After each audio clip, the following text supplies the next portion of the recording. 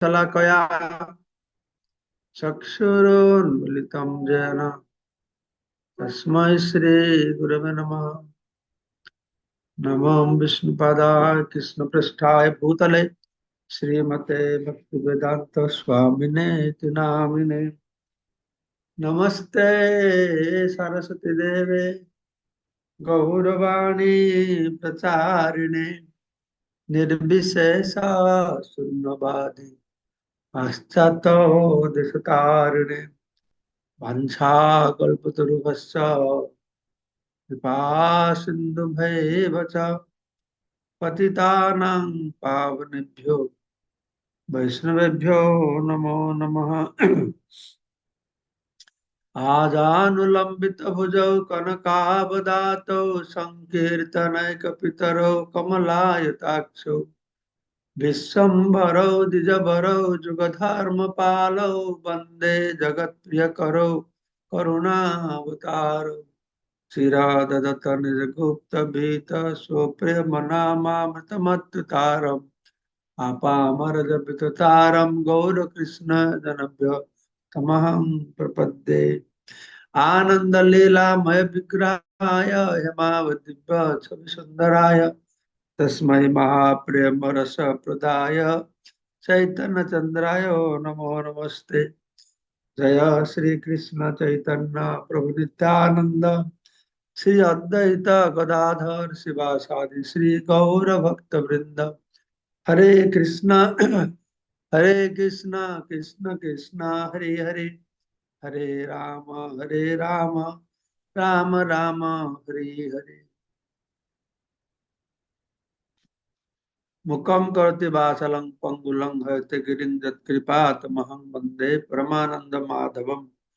श्री गुरुजनतारिणं श्री चैतन्य ईश्वरं नमः। ओं विष्णुपादाय कृष्ण पृष्ठाय भूतले श्रीमते जय पताका स्वामी नामिने। আমরা শ্রবণ করছি শ্রী চৈতন্য চরিতামৃত আদিলীলা দশম অধ্যায় শ্লোক নম্বর 15। আজকে এই ভক্তি বৃক্ষের বিভিন্ন শাখা প্রশাখা সম্পর্কে বর্ণনা করা আছে।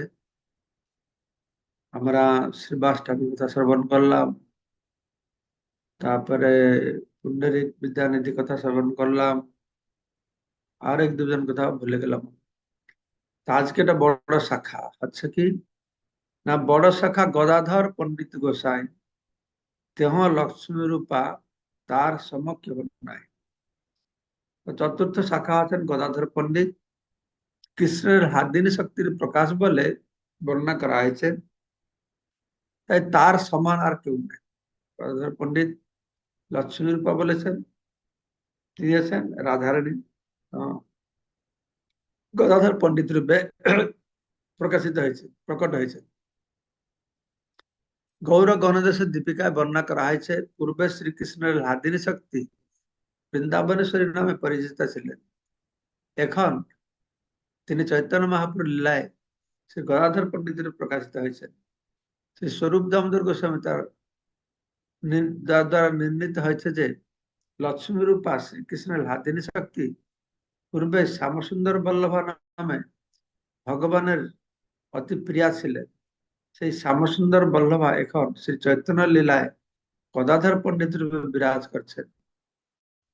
পূর্বে ললিতা সখী রূপে তিনি শ্রীমতী রাধারানীর অত্যন্ত অনুগতা ছিলেন।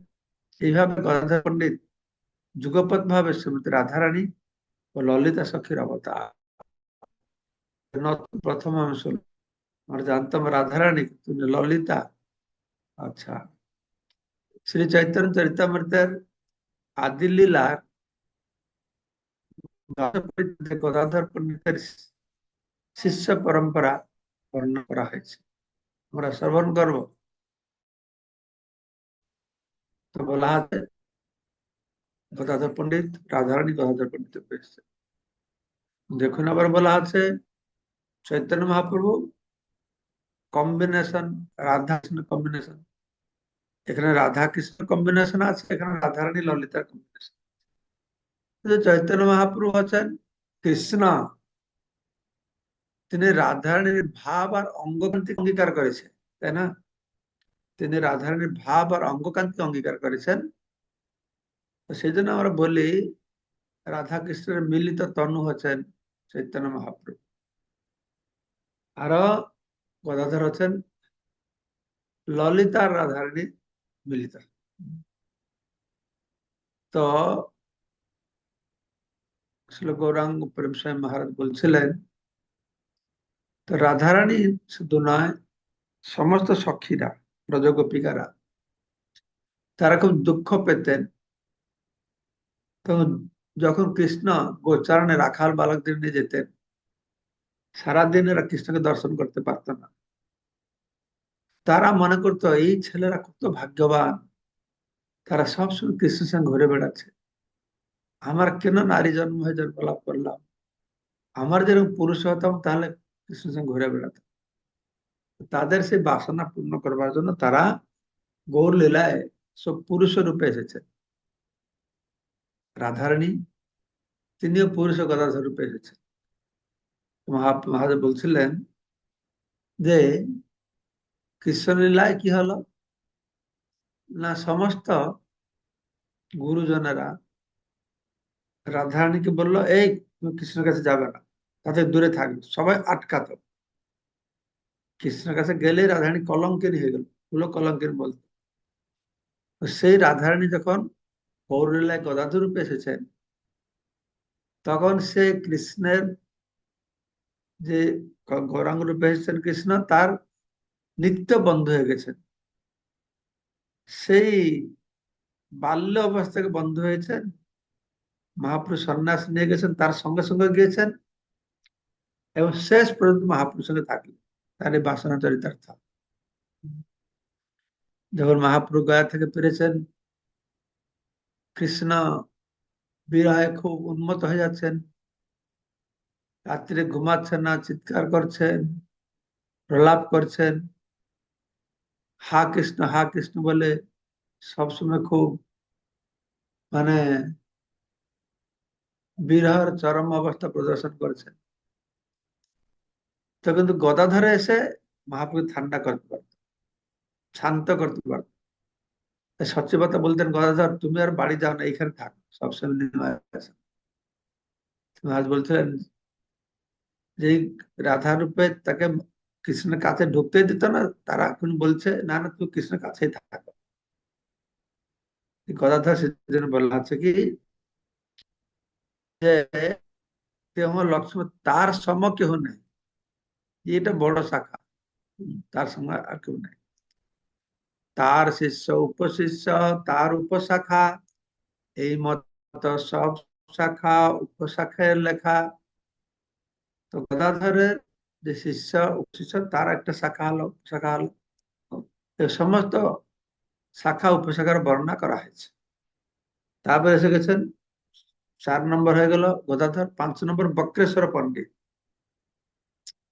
বক্রেশ্বর পণ্ডিত প্রভুর বড় প্রিয় ভৃত্য, এক ভাবে 24 প্রহর যার নিত্য। পঞ্চম শাখা এটা। পঞ্চম শাখা বক্রেশ্বর পণ্ডিত চৈতন্য মহাপ্রভু অত্যন্ত অন্তরঙ্গ সেবক ছিলেন। তিনি একভাবে 72 ঘন্টা ধরে নৃত্য করতে পারতেন। 24 প্রহর হচ্ছে 72 ঘন্টা নাচতে পারতেন। তো গৌর গ্রন্থ সিদ্ধিকে বর্ণনা করা হয়েছে বক্রেশ্বর পণ্ডিত হচ্ছেন বিষ্ণুর চতুর্বিহ, যে বাসুদেব সংকর্ষণ অনিরুদ্ধ প্রদ্যুম্ন এর অন্তর্গত অনিরুদ্ধ, তার অবতার হচ্ছেন বক্রেশ্বর পণ্ডিত। তিনি 72 ঘন্টা ধরে অপূর্ব সুন্দরভাবে নৃত্য করতে পারতেন। শ্রীবাস পণ্ডিতের গৃহে শ্রী চৈতন্য মহাপ্রভু সংকীর্তনে বক্রেশ্বর পণ্ডিত ছিলেন মুখ্য নর্তক। তিনি একভাবে 72 ঘন্টা ধরে নৃত্য করেছিলেন। বাপরে বাপ। শ্রী গোবিন্দ দাস নামক চৈতন্য মহাপ্রভু এক উড়িয়া ভক্ত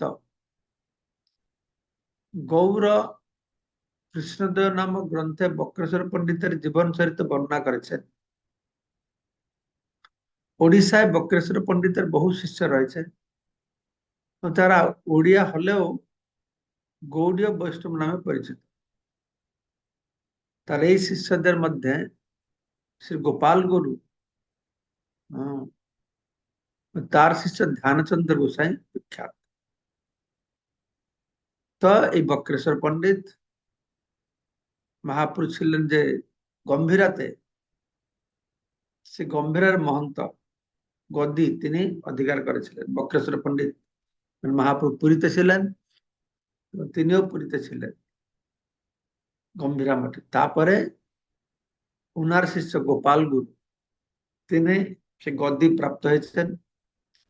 গোপাল গুরু শিষ্য ধ্যানচন্দ্র গোসাই, এরা সব বক্রেশ্বর পণ্ডিতের শাখা উপশাখা।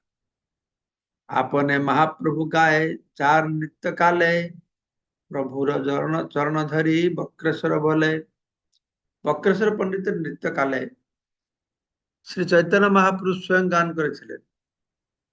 বক্রেশ্বর পণ্ডিত তার শ্রী পাদপদ্মে পতিত হয়ে বলেছিলেন, দশ সহস্র গন্ধর্ব মরে দেহ চন্দ্রমুখ, তারা গায়ে মুই নাচ তবে মোর সুখ। হে চন্দ্রমুখ, দয়া করে আমাকে 10,000 গন্ধর্ব দাও, তারা গান করুক আর আমি নাচি, তাহলেই আমি মহাসুখী হব। তো গন্ধর্বরা আছেন স্বর্গীয় গায়ক গন্ধর্ব। স্বর্গলোকে যখন উৎসব হয়, গন্ধর্বদের গান করার জন্য ডেকে আনা। গন্ধর্বরা একভাবে বহুদিন ধরে গান করতে পারে। তাই বক্রেশ্বর পণ্ডিত চেয়েছিলেন তারা গান করুক এবং তিনি নাচবেন। প্রভু বললে, তুমি মোর পক্ষ এক শাখা, আকাশে উড়িতাম যদি পাং তার পাখা। চৈতন্য মহাপ্রভু তার উত্তরে বলেছিলেন, তুমি হচ্ছ আমার একটি পাখা, আমার যদি আর একটা পাখা থাকতো তাহলে আমি অবশ্যই আকাশে উড়তে পারতাম। পাখির দুটো পাখা থাকে, তো ইয়ে হচ্ছে বক্রেশ্বর একটি পাখা বলতে মহাপ্রভু বলছেন। তো পণ্ডিত জগদানন্দ প্রভুর প্রাণরূপ, লোকে খ্যাত যেহ সত্য ভামার স্বরূপ। তারপরে ষষ্ঠ শাখা হচ্ছেন জগদানন্দ পণ্ডিত, তিনি মহাপ্রভুর শ্রী চৈতন্য মহাপ্রভুর প্রাণস্বরূপ ছিলেন। তো লোকেরা তাকে জানতো কিভাবে? দ্বারকা কৃষ্ণের মহিষী সত্যভামা তার অবতার বলে তিনি প্রসিদ্ধ ছিলেন। তার সঙ্গে মহাপ্রভু সুন্দর সুন্দর লীলা। শ্রী চৈতন্য মহাপ্রভুর সঙ্গে জগদানন্দ পণ্ডিতের অতি অন্তরঙ্গ সম্পর্ক ছিল। তিনি ছিলেন তার নিত্য সহচর। এবং বিশেষ করে শ্রীবাস পণ্ডিত ও চন্দ্রশেখর আচার্যের গৃহে মহাপ্রভুর সমস্ত লীলায় তিনি উপস্থিত ছিলেন। আর ওই যে আমরা সবাই শুনেছি যে মহাপ্রভু জানে জগদানন্দ পণ্ডিত নিয়ে এসেছিলেন ভালো তেল নিয়ে এসেছিলেন, সেই নাকি জান না, ঠিক মনে নাই। উনি তেল ভেঙে দিল, তা হ্যাঁ তুমি মনে হয়। তবে তেল তেল তেল নিয়ে এসেছিলেন মহাপ্রভু লাগাবে, তো মহাপ্রভু বলছে, মহাপ্রভু গ্রহণ করেনি, বলছে আমি সন্ন্যাসী, তুমি কি আমাকে দাড়ি সন্ন্যাসী বানাবে? হ্যাঁ, তুমি ভালো সুগন্ধি তেল নিয়ে এসছো, একটা মর্দনিয়া নিয়ে আসো। মহাপ্রভু প্রত্যাখ্যান করেছেন, সে রেগে নিয়ে উঠোনে ফেলে ওটা ভেঙে দিয়েছে। তো এরকম তার মহাপ্রভু প্রতিদিনে অভিমান করে ব্যবহার করেছিল। বৃত্তে করিতে চাহে প্রভুর লালন পালন, বৈরাগ্য লোক ভয়ে প্রভু না মানে কখন। এই কথাটা এখানে বলা হয়েছে। বৃত্তে করতে চাহে প্রভুর লালন পালন। জগদানন্দ পণ্ডিত তিনি সবসময় চৈতন্য মহাপুরুষ সূক্ষ্ম স্বচ্ছন্দকে দেখতেন। এই তেল নিয়ে এসেছেন, আরেকটা ভালো কাঁথা নিয়ে এসেছেন, মহাপ্রভু প্রত্যাখ্যান করেছেন, কারণ মহাপ্রভু সন্ন্যাসী ছিলেন। তাই জগদানন্দ পণ্ডিতের দেওয়া ঐশ্বর্য তিনি গ্রহণ করতেন না। দুইজনে খটমটি লাগায় কুন্দল, তার প্রীত্যের কথা আগে কহিব সকল। আমরা ডিটেল পরে শ্রবণ করব, বর্ণনা করা হবে এই দুজন কিভাবে ছোট ছোট বিষয় নিয়ে ঝগড়া করতেন, আর তার প্রীতির কথা পরে বর্ণনা করা হবে। ওটা রাঘব পণ্ডিত, রাঘব পণ্ডিত প্রভু আদ্য অনুচর, তার এক শাখা মুখ্য মকর ধ্বজ কর, আর হচ্ছেন রাঘব পণ্ডিত, পানিহাটি রাঘব পণ্ডিত, তিনি সপ্তম শাখা। আর তার থেকে প্রকাশিত হয়েছে মুখ্য শাখা মকর ধ্বজ কর। মকর ধ্বজ উপাধি ছিল কর। বর্তমানে এই উপাধিটি কায়স্থদের মধ্যে দেখা যায়। তো গৌর গণদেশ, গৌর গণদেশ দীপিকা বর্ণনা করা হয়েছে, ধনিষ্ঠা ভক্ষ সামগ্রী কৃষ্ণয়া দাদত ব্রজে অমিতাম শৈব সাম্প্রতং গৌরাঙ্গ প্রিয় রাঘব পণ্ডিত। কৃষ্ণলীলায় রাঘব পণ্ডিত ছিলেন ব্রজের ঘনিষ্ঠ নামক ধনিষ্ঠা, ধনিষ্ঠা নামক এক অন্তরঙ্গ গোপী। এই গোপী ধনিষ্ঠা সবসময় কৃষ্ণের ভোগ সামগ্রী তৈরি করতেন। তো তিনি এই রাঘব পণ্ডিত রূপে এসেছেন। তার ভগিনী দময়ন্তী প্রভুর প্রিয় দাসী, প্রভুর ভোগ সামগ্রী যে করে 12 মাসি। রাঘব পণ্ডিতের ভগিনী ছিলেন দময়ন্তী, তিনি মহাপ্রভুর প্রিয় দাসী। তিনি 12 মাস বিভিন্ন ভোগ সামগ্রী সংগ্রহ করে শ্রী চৈতন্য মহাপ্রভু রান্না করতেন। ভক্তি সিদ্ধান্ত ঠাকুর তার অনুভাষ্যে লিখেছেন, উল্লেখ করেছেন যে গৌর গণদেশ দীপিকায় বলা হয়েছে, গুণমালা ব্রজে, গুণমালা ব্রজে দময়ন্তী তু তৎসোষা। গুণমালা নামক এক ব্রজের গোপিকা এখন রাঘব পণ্ডিতের ভগিনী দময়ন্তী রূপে আবির্ভূত হয়েছে। শিয়ালদা থেকে, শিয়ালদা স্টেশন থেকে সোদপুর স্টেশন, সেখান থেকে 1 মাইল পশ্চিম গঙ্গা তীরে পানিহাটি নামে রাঘব পণ্ডিত গ্রামে রাঘব পণ্ডিত বাস করতেন। সেখানে রাঘব পণ্ডিতের সমাধির উপর লতাকুঞ্জে বেষ্টিত একটি উচ্চ বেদি বাঁধানো হয়েছে, যেখানে সমাধি তারই উত্তর দিকে একটি ভগ্নপ্রায় জীর্ণ গৃহে সেবিত শ্রী মদন মোহন বিগ্রহ বিরাজমান। পানিহাটির বর্তমান জমিদার শিবচন্দ্র রায় চৌধুরীর তত্ত্বাবধানে এই সেবার বন্দোবস্ত চলছে। মকরধ্বজ কর পানিহাটির অধিবাসী ছিলেন। সে সব সামগ্রী যত ঝালিতে ভরিয়া রাঘব লইয়া যান কত করিয়া। এই যে দময়ন্তী যে সমস্ত বিভিন্ন প্রকারের খাদ্য প্রস্তুত করতেন, মহাপ্রভু পুরীতে ছিলেন, তো ঝুলিতে ভরে, ঝালিতে মানে ঝুলিতে ভরে রাঘব পণ্ডিত নিয়ে যেতেন চৈতন্য মহাপ্রভুকে দেওয়ার জন্য, খুব যত্ন সহকারে। রাঘবের ঝালি, তারপর রাঘবের ঝালি বলে সে উৎসব এখনো হয়। 12 মাস তাহা প্রভু করেন অঙ্গীকার, রাঘবের ঝালি বলে প্রসিদ্ধি যার। এখনো যখন রথযাত্রা পূর্বে গৌড়িয়ারা যেতেন, তো রাঘব পণ্ডিত নিয়ে যেতেন দময়ন্তী হাতে রান্না, এখনো সেটা প্রচলিত আছে। তার আগে সমস্ত গৌড়ীয় ভক্তরা মহাপ্রভুর জন্য বিভিন্ন প্রকারের জিনিস তারা নিয়ে বানিয়ে দিয়ে যায়। সে সব সামগ্রী আগে করিব বিস্তার, যাহার শ্রবণে ভক্তের বহে অশ্রুধার। তো কৃষ্ণদাস কবিরাজ কিছু বলছেন, আগে আমি সব বর্ণনা করবো, যা শ্রবণ করলেই ভক্তরা কান্না করবে, তার চোখ দিয়ে অশ্রু ঝরে পড়বে। শ্রী চৈতন্য চরিতামৃতের অন্তলীলা 10ম পরিচ্ছেদে এই রাঘবের ঝালির সুন্দর বর্ণনা রয়েছে। প্রভুর অত্যন্ত প্রিয় পণ্ডিত গঙ্গা দাস, যাহার স্মরণে হয় সর্ববন্ধনাশ। প্রভুর অত্যন্ত প্রিয় হচ্ছে এই পণ্ডিত গঙ্গা দাস, যার শ্রবণ করলেই কি হবে না, সমস্ত ভববন্ধন নাশ হবে। এই পণ্ডিত গঙ্গা দাস তিনি হচ্ছেন 8ম শাখা। চৈতন্য পার্ষদ শ্রী আচার্য পুরন্দর, পিতা করি যারে বলে গৌর সুন্দর। 9ম শাখা হচ্ছেন আচার্য পুরন্দর, চৈতন্য মহাপ্রভু নিত্য পার্ষদ, চৈতন্য মহাপ্রভু তাকে পিতা বলে সম্বোধন করতেন। চৈতন্য ভাগবতে বর্ণনা করা হয়েছে শ্রী চৈতন্য মহাপ্রভু যখন এই রাঘব পণ্ডিতের বাড়িতে যেতেন, তখন তিনি পুরন্দর আচার্যের গৃহ যেতেন। পুরন্দর আচার্য সবচাইতে ভাগ্যবান, কেন ভগবান শ্রী চৈতন্য মহাপ্রভু তাকে পিতা বলে সম্বোধন করে গভীর অনুরাগ সহকারে তাকে আলিঙ্গন করতেন। দামোদর পণ্ডিত শাখা প্রেমেতে প্রচন্ড, প্রভুর উপরে যেহ কহিল বাক্যদণ্ড। শ্রী চৈতন্য বৃক্ষের দশম শাখা দামোদর পণ্ডিতের শ্রী চৈতন্য মহাপ্রভুর প্রতি প্রেম এত প্রবল ছিল যে তিনি একসময় কঠোর ভাবে চৈতন্য মহাপ্রভুকে শাসন করেছিলেন। আমার এসব শ্রবণ করো, সব ডিটেল আছে, পরে শ্রবণ করো।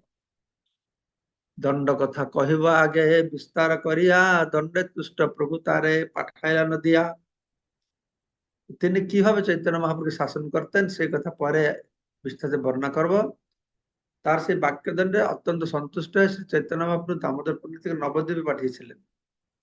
এই দামোদর পণ্ডিত পূর্ব লীলায় বৃন্দাবনে শৈব্যা ছিলেন। তার নাম ছিল শৈব্যা। না, শৈব্যা ছিল একজন চন্দ্রাবলীর সখী, সেই হবে নাকি? চন্দ্রাবলীর সখীর নাম শৈব্যা ছিল, পদ্মা শৈব্যা। তিনি এই দামোদর পণ্ডিত, স্বরূপ দামোদর আলাদা, দামোদর পণ্ডিত আলাদা। যেরকম গদাধর পণ্ডিত আলাদা, দাস গদাধর আলাদা, মনে রাখতে হবে।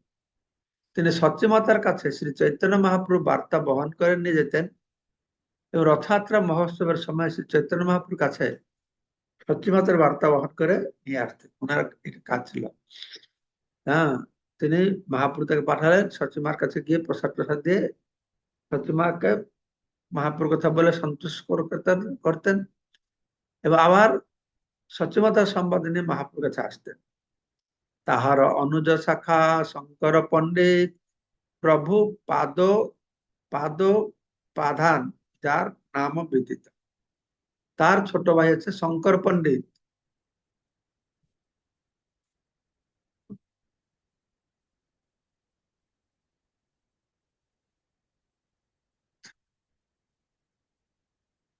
দামোদর পণ্ডিত, দামোদর পণ্ডিত ছোট ভাই আছে শঙ্কর পণ্ডিত।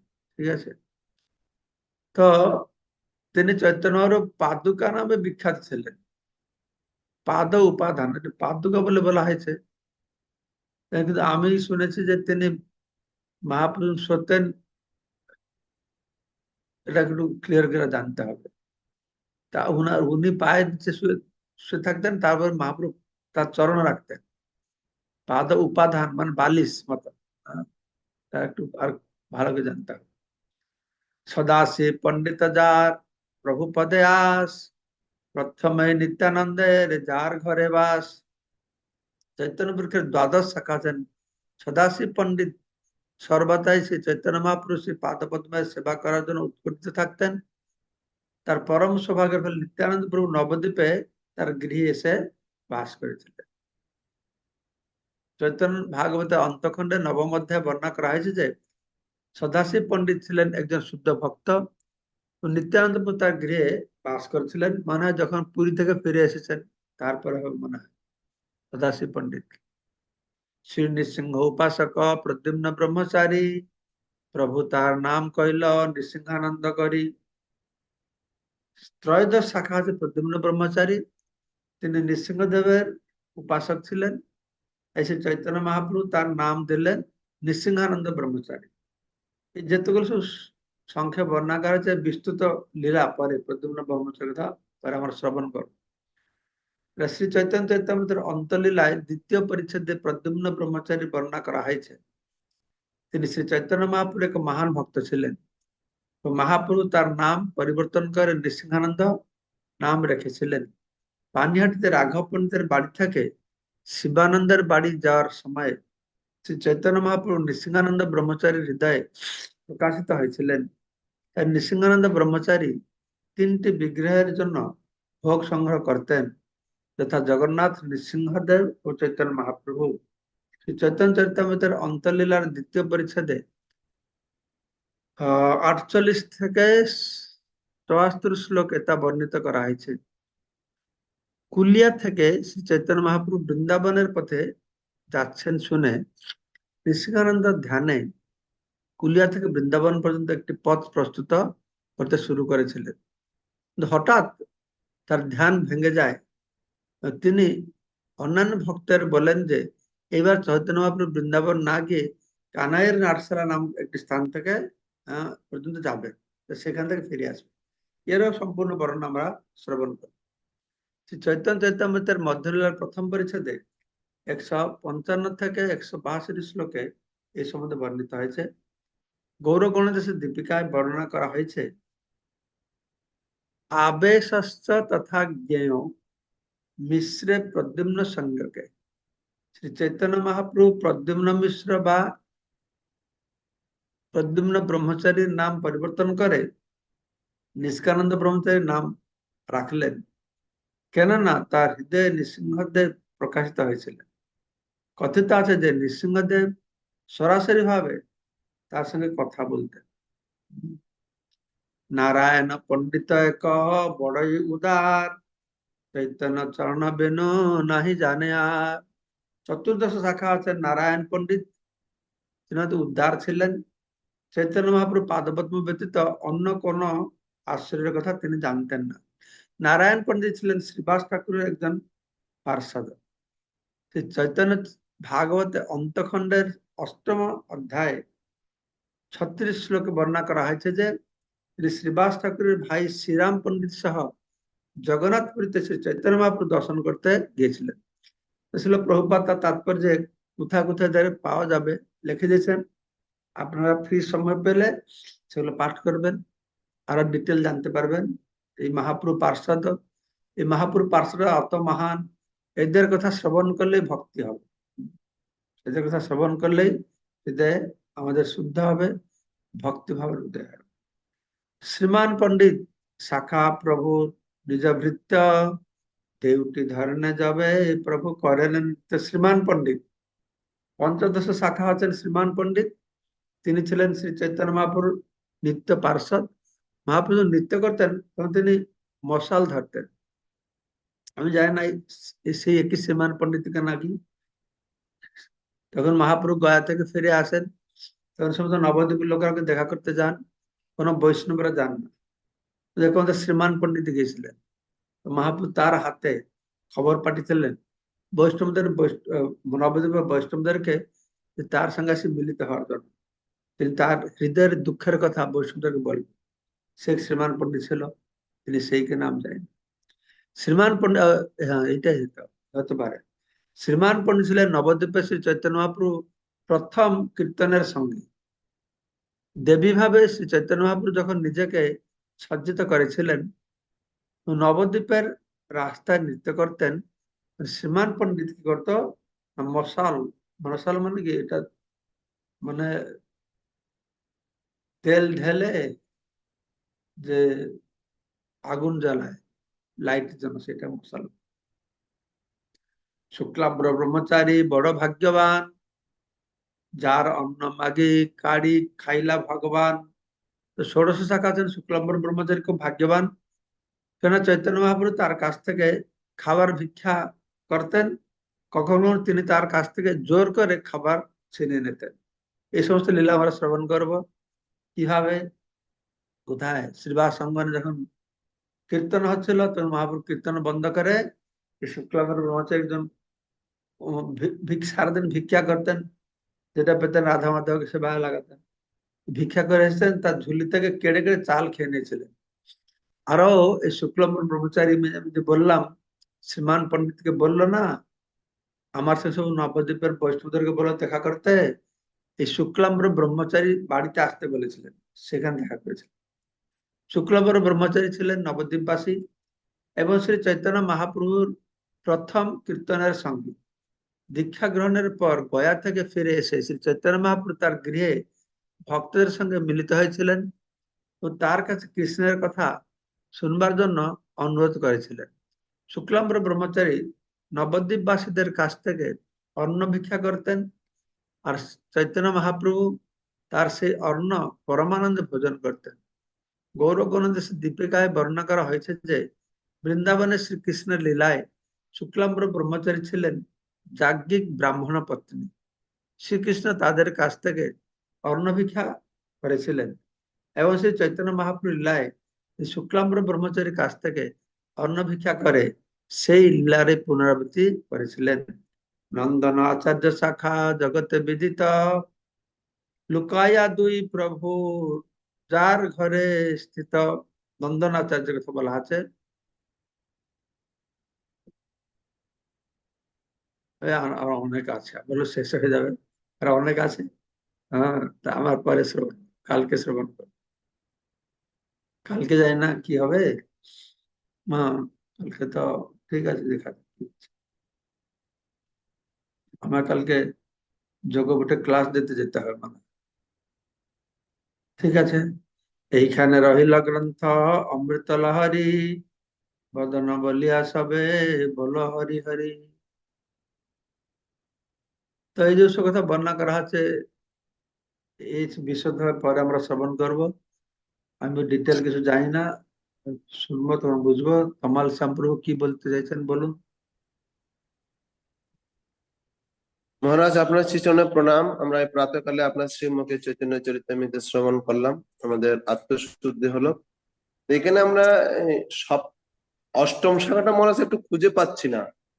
24 নম্বর শ্লোকে আমরা সপ্তম শাখা পেয়েছি, হ্যাঁ, আর এই নবম শাখাটা পেয়েছি 30 নম্বর। অষ্টম শাখাটা একটু কি খুঁজে পাচ্ছি না। এই অষ্টম শাখায় তাহলে ওই যে মকরধ্বজ, মকরধ্বজ কর নাকি দময়ন্তী দেবী? না তো, কোন কোন শ্লোকে? 24 নম্বর শ্লোকে আমরা সপ্তম রাঘব পণ্ডিতকে পেয়েছি।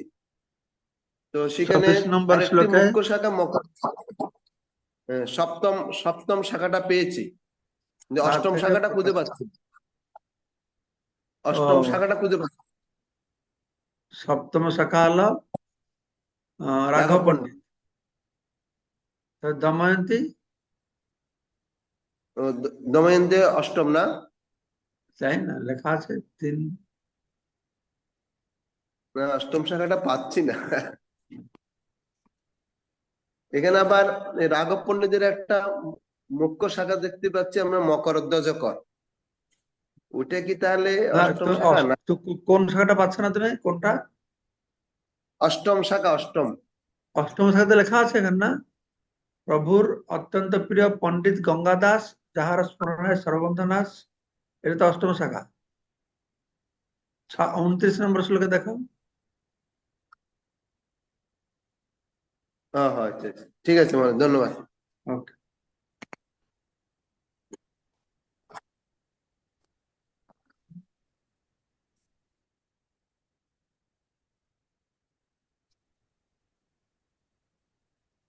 ওকে, প্রিয়াস প্রভু পিয়াল হরে প্রভু কৃষ্ণ। বলুন। পিয়াল প্রভু। হরে কৃষ্ণ মহারাজ, দণ্ডবোধ প্রণাম। সকালে এই প্রাতঃকাল নিয়ে এত সুন্দর চৈতন্য চরিতামৃত ক্লাস দেওয়ার জন্য অনেক ধন্যবাদ। মহারাজ, এখানে 35 নম্বর শ্লোকের তাৎপর্যের মাঝে যে বলা হয়েছে, শ্রী নৃসিংহানন্দ ব্রহ্মচারী 3টি বিগ্রহের জন্য ভোগ গ্রহণ সংগ্রহ করতেন: জগন্নাথ, নরসিংহদেব এবং শ্রী চৈতন্য মহাপ্রভু। তো এখানে কি শ্রী চৈতন্য মহাপ্রভুর যে বিগ্রহ, ওইটা নাকি স্বয়ং শ্রী চৈতন্য মহাপ্রভুকে? প্রশ্ন কিছুই বুঝতে পারলাম না, কি যে বলছো তুমি। তো এখানে আমি বলছিলাম যে চৈতন্য মহাপ্রভুকে স্বয়ং কি ভোগ নিবেদন করতেন, এটাকে বুঝাইছে। চৈতন্য স্বয়ং কি করতেন? ভোগ সংগ্রহ করতেন চৈতন্য হ্যাঁ মহাপ্রভুর হ্যাঁ জন্য। হ্যাঁ, প্রোগ্রাম সে পুরো স্টোরি আমরা শুনবো, পরে শুনবো। সে কিভাবে, হ্যাঁ, নৃসিংহ ভাব হয়, মহাপ্রভু কি কি খেয়ে গেলেন, সেটা আমরা পরে শুনবো। চৈতন্য মহাপ্রভু স্বয়ং গ্রহণ করতেন। হ্যাঁ, বিদ্যুৎ প্রভু বলুন। হরে কৃষ্ণ, আমাকে ধন্যবাদ মন্দিরে প্রণাম। যেতে হবে তাড়াতাড়ি। হ্যাঁ, মন্দিরে। ধন্যবাদ প্রণাম মহারাজ। মহারাজ, হ্যাঁ, বলা হচ্ছে গন্ধর্বেরা হচ্ছেন স্বর্গীয় গায়ক। হ্যাঁ, তো মহারাজ, বৈকুণ্ঠ লোকেও কি এরকম গন্ধর্ব, ওরা গন্ধর্ব আছে নাকি, বা সেখানে তাদের ভূমিকাটা কি? আমার তো জানি শুনি না বৈকুণ্ঠে গন্ধর্ব আছে বলে। এটা স্বর্গে আছে জানি, গন্ধর্ব আছে, অপ্সরা আছে। হ্যাঁ, ওদের স্বর্গে আছে। বৈকুণ্ঠে গন্ধর্ব থাকবে কেন? ভয় করে থাকবে। ঠিক আছে তাহলে, আহ, আমাকে একটু মন দিয়ে এখন যেতে হবে, খুব তাড়াতাড়ি লেট হয়ে গেছে। তো সবাইকে অশেষ ধন্যবাদ। বাঞ্ছা ভগবচ্চ কৃপা সিন্ধু ভবচ পতিতানাং পাবনেভ্যো বৈষ্ণবেভ্যো নমঃ। পতিতানাং পাবনেভ্যো পাবনেভ্যো বৈষ্ণবেভ্যো বৈষ্ণবায় নমো নমঃ। প্রণাম মহারাজ। নমো নমঃ। হরে জয় জয় জয় গৌর বৈষ্ণব জনে প্রণাম। হরি বল। প্রতি বৈষ্ণব কি জয়।